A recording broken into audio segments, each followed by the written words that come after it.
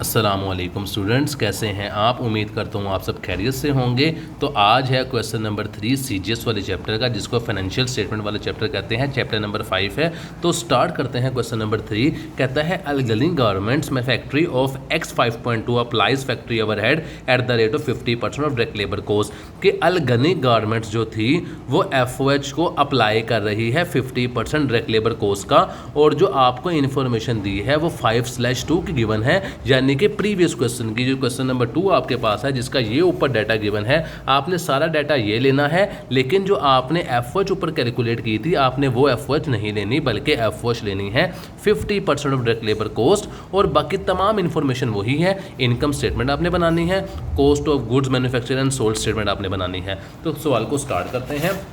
सबसे पहले मैंने सीजीएस का परफॉर्मा आपके लिए बना ली है क्वेश्चन नंबर 3 के लिए। तो जो इन्फॉर्मेशन मुझे यहाँ पर गिवन है वो इन्फॉर्मेशन लिख लेते हैं। मटेरियल की ओपनिंग क्लोजिंग गिवन है 19,500 रुपये मटेरियल की ओपनिंग इन्वेंट्री, और एज इट इज़ मटेरियल की क्लोजिंग इन्वेंट्री गिवन है 28,500 रुपये।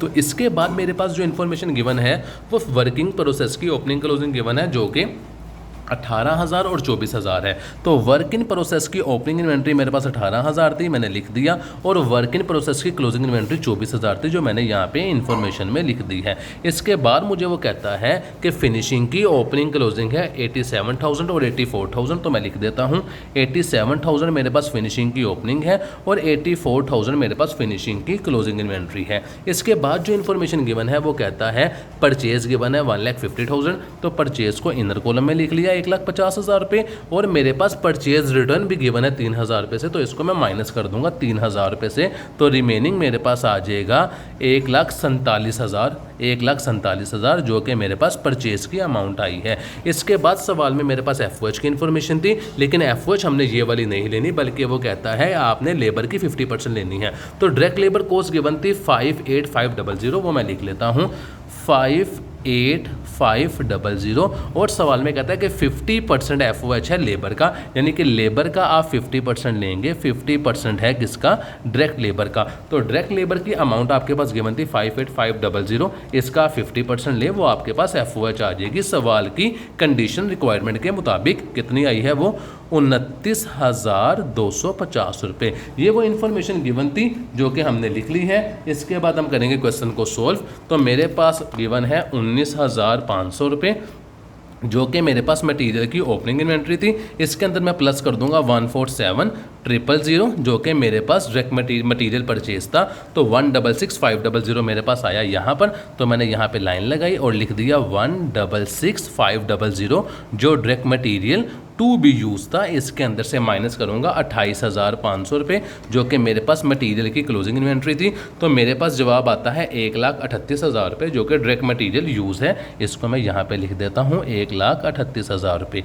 इसके अंदर मैं ऐड कर दूंगा डायरेक्ट लेबर, जो कि मेरे पास थी 58,500, तो मेरे पास प्राइम कॉस्ट आती है 196,500, तो यहाँ पे मैं लिख देता हूँ 196,500। इसके अंदर मैं ऐड कर दूंगा एफओएच को, जो कि 29,250 रुपये गिवन थी, तो मेरे पास 2,25,750 रुपये आता है टोटल फैक्ट्री कॉस्ट। 2,25,750 रुपये, जिसे करंट मैन्युफैक्चरिंग कॉस्ट भी कहते हैं। टोटल फैक्ट्री कॉस्ट का दूसरा नाम है करंट मैन्युफैक्चरिंग कॉस्ट। इसके अंदर ऐड कर देंगे 18,000 रुपये, जो कि मेरे पास आई है वर्क इन प्रोसेस की ओपनिंग इन्वेंट्री। तो हमारे पास जवाब आएगा cost of goods to be manufacture, जो कि 2,43,750 आ रहा है। तो यहाँ पे लिख देते हैं 243,750। इसके अंदर से माइनस कर देंगे वर्क इन प्रोसेस की क्लोजिंग इन्वेंट्री, जो कि 24,000 थी। तो मेरे पास जवाब आता है 2,19,750 रुपये। तो मैंने यहाँ लिख देता हूँ 2,19,750 रुपये। ये मेरे पास कॉस्ट ऑफ गुड्स मैन्युफैक्चर आया है। इसके अंदर ऐड कर देंगे 87,000, जो कि मेरे पास फिनिशिंग की ओपनिंग इन्वेंट्री थी। तो मेरे पास cost of goods to be sold, जिसका दूसरा नाम cost of goods available for sale है, वो आया है 306,750। इसके अंदर से मैं माइनस करूंगा फिनिशिंग गुड्स की क्लोजिंग इन्वेंट्री, जो कि 84,000 थी। तो मेरे पास सीजीएस आता है 2,22,750, 2,22,750 रुपये।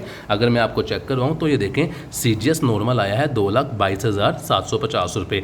अब आपने देखना है कि आपने एफओएच कितनी कम अप्लाई की थी। पिछले क्वेश्चन में जो मेरे पास FOH आई थी ना, मैं ऊपर आपके आसानी के लिए लिख देता हूँ, मैं दिखाता हूँ आपको वो मेरे पास कितनी आई थी। पिछले क्वेश्चन में जो मेरे पास FOH आई थी वो 30,200 रुपये आई थी। तो यहाँ पे आपने लिख देना है कि आपके पास जो एक्चुअल FOH थी वो थी 30,200 रुपये, 30,200 रुपये, और जो आपने FOH अप्लाइड की यहाँ पे वो की है 29,250 रुपये, 29,250 रुपये। इन दोनों का आपने डिफरेंस लेना है, 30,200 माइनस 29,250 रुपये। तो आपने 950 रुपये FOH कम अप्लाई की है, जिसको कहते हैं अंडर अप्लाइड FOH।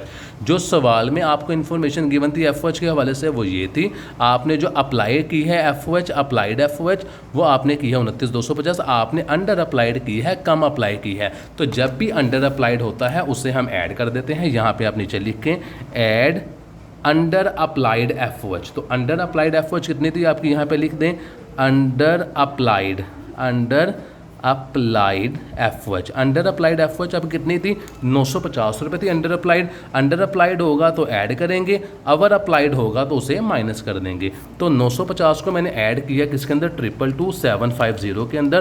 तो मेरे पास CGS आता है 223,700। इसे कहते हैं CGS जो मेरा आया है वो एक्चुअल पे आया है, CGS एक्चुअल। तो ये देखें एक्चुअल CGS जो कि मेरे पास FOH के साथ आया था, एक्चुअल CGS मेरे पास आया है 2,23,700 रुपये। ये देखें मेरा आंसर टैली हो गया है। पीछे रहेगी इनकम स्टेटमेंट, वो भी साथ बना लेते हैं। सेल मेरे पास गिवन थी कितनी, 5,25,000 रुपये। मैं यहाँ पे लिख लेता हूँ 5,25,000 रुपये।